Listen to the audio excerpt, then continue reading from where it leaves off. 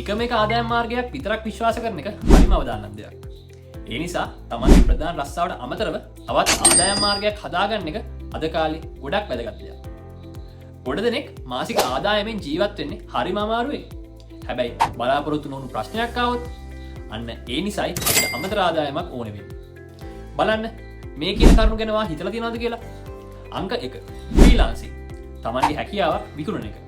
Video editing, graphic designing වගේ අන්තර්ජාලය හරහා කරන්න පුළුවන් දෙයක් ඔයා දන්නවනම් ඔයාට නිවසේ ඉඳන්ම අමතර ආදායමක් උපයන්න පුළුවන්.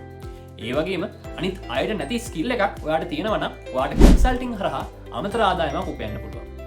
අංක 2 නැවත විකිණීමේ ව්‍යාපාර, රීසෙලින්. ඇඳුම් පැළඳුම්, විවිධ උපකරණ, සුන්දර විලවුන් වගේ දේවල් ලොකු ආයෝජනයක් නොකරම ඔයාට මිලදීගෙන නැවත විකිණීමෙන් ලොකු ලාභයක් ලබන්න පුළුවන්.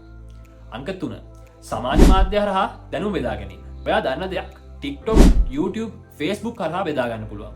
කාලයක් යද්දී ඒ හරහා ඔයාට විශාල ප්‍රේක්ෂක පිරිසක් හැදෙනවා වගේම ඔයාට හොඳ ආදායම් මාර්ගයකුත් ඒ තුලින් ගොඩනගා ගන්න පුළුවන්. ඒකෙන් ඔයාට ලැබෙන මූල්‍යමය සුරක්ෂිතභාවය සහ නිදහස වචනයෙන් විස්තර කරලා කියන්න බෑ.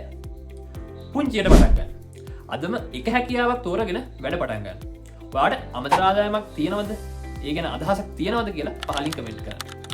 ෆලෝ කරන්න අපේ SL Financial Freedom page එක මේ වගේ වටිනා ෆයිනෑන්ෂල් ටිප්ස් සඳහා.